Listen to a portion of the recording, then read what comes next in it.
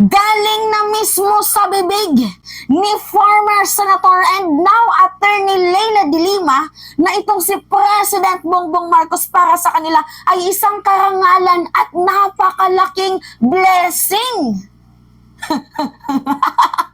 Ano kaya yung pakiramdam ng mga DBS, ng mga Duterte Bobo supporters? Mukhang meron na namang manggagalaite. Mukhang meron na namang magagalit. Mukhang meron namang magsasabi, hindi to pwede.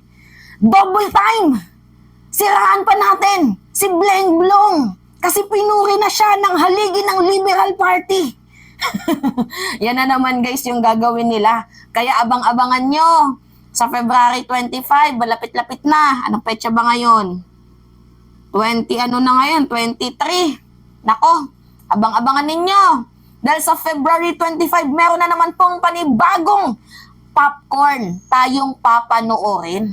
Abay, mukhang feeling ko, kasama dito si Pastor Kibbs. Kung hindi man, si former President Duterte at ibang mga mayor at ibang mga salot na politiko para sirain, para wasakin ang pangalan ni President Bongbong Marcos at ng administrasyon. Ngayon, ano yung feelings na galing mismo sa haligi, galing mismo sa representante ng Liberal Party na itong si President Bongbong Marcos ay maganda at maayos daw po ang pamamalakad? Ano yung feelings na yung dating Liberal Party na kaaway nyo ngayon gustong-gusto si President at ina-uplift? Diba dati nga din itong LP galit na galit kay President Bongbong Marcos, diba? Never again! Never forget! Pero talaga nga namang iba yung ikot ng mundo. Hindi mo pwedeng ihalin tulad ang ama sa anak. Dahil magkaiba talaga silang ng personality. Pero iisa lang yung kanilang mithiin, ang mapaunlad at maayos na pamunuan itong ating bayan. Iba lang kasi guys yung pangyayari nung panahon ni former President Ferdinand Marcos Sr. at iba yung pangyayari sa panahon ngayon ni President Bongbong Marcos. So malinaw na malinaw guys. Malinaw na malinaw sa ipapakita kong video sa inyo ni former Senator and now Attorney Leila de Lima kung paano niya pinuri, kung paano niya binuhat ng bangko itong si President Bongbong Marcos. And I really don't know kung tatakbo itong si former Senator Leila de Lima, but I think vocal naman po sa kanyang puso yung pagsasalita niya. Dahil totoo naman guys, na nakahinga po.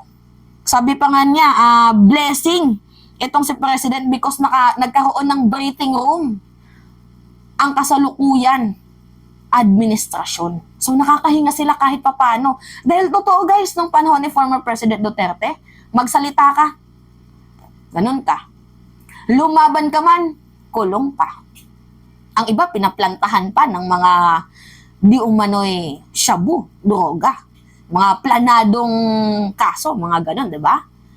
Tapos, nauso din yung palit ulo, talagang hindi makatao. But anyway, panoodin muna natin to guys, itong si former Senator and now Attorney Leila de Lima, and hoping sana ng ibang mga kakamping ay tanggapin na din kami at tinatanggap din naman namin kayo kung makikipagtulungan kayo para sa ikauunlad, para sa pagbabago ng ating bayan. Pero alam nyo guys kahit itanggi nyo man sa hindi, alam ko nagugustuhan nyo na. Ito sa mga liberal at mga kakamping, madami na akong nakausap na nagugustuhan na nila si President Bongbong Marcos. Kasi wala pong wala pong exemption.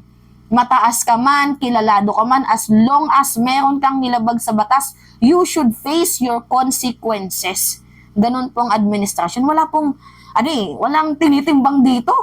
Kung mapangalan ka, may kayamanan ka, walang timbangan dito. Nakagawa ka ng mali, mananagot ka. Ganun po sa administrasyon ni President. Ngayon, panoodin natin tong video. Our status quo today is clear. Under BBM, we are given the opportunity to make use of a democratic space in transition from the authoritarian regime that was Duterte's. This is our breathing room from the 7 years of nightmare that we thought was all over in 1986 and never to return again.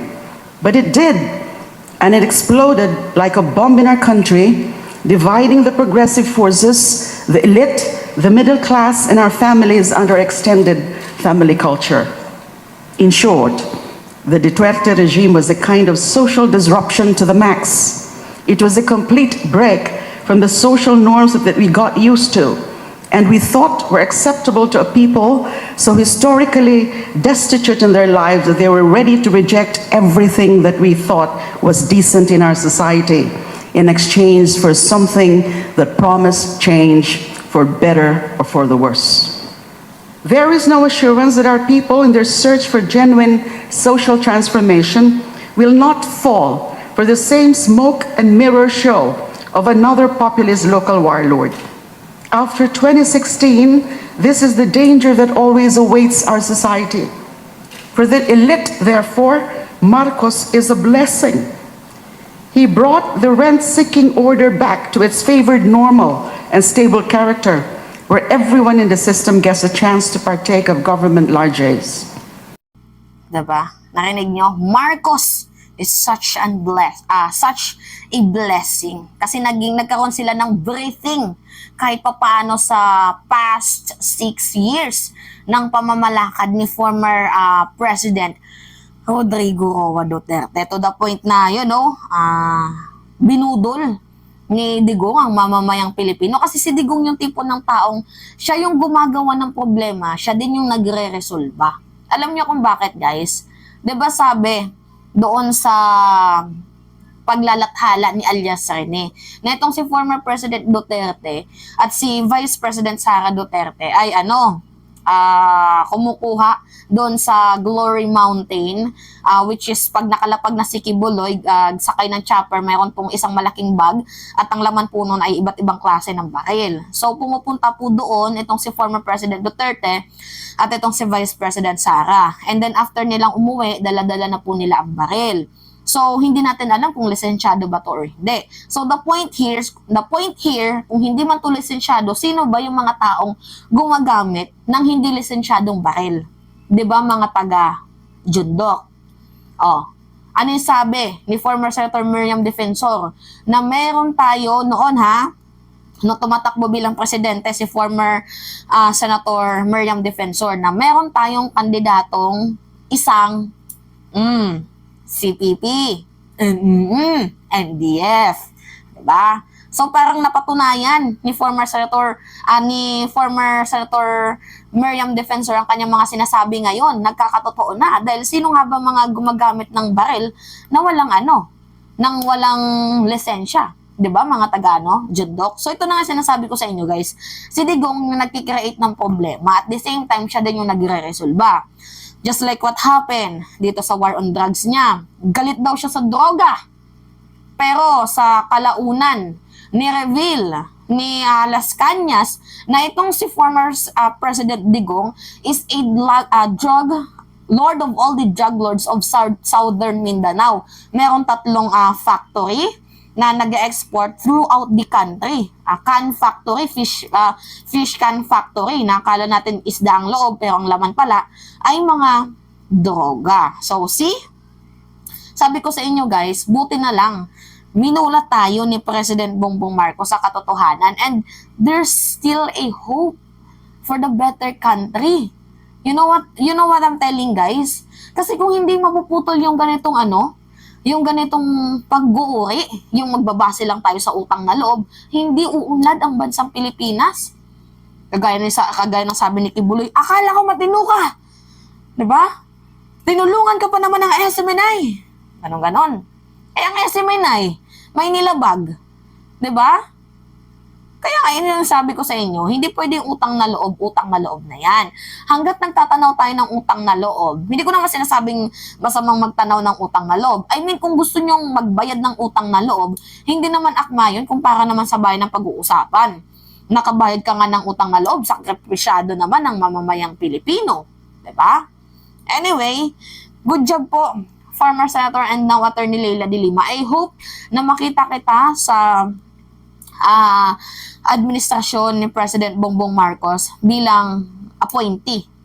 Diba? Or kung hindi man, sana tumakbo ka sa 2025. Lalo na itong si former Senator Antonio Trillanes. Hoping na makita ko kayo. And makita ko ang pagpapanalo nyo. So yun lamang po. It's me again, si Mima Alicia nyo. Nagbabalik ulit para sa ating panibagong video. Ingat mga kababayan.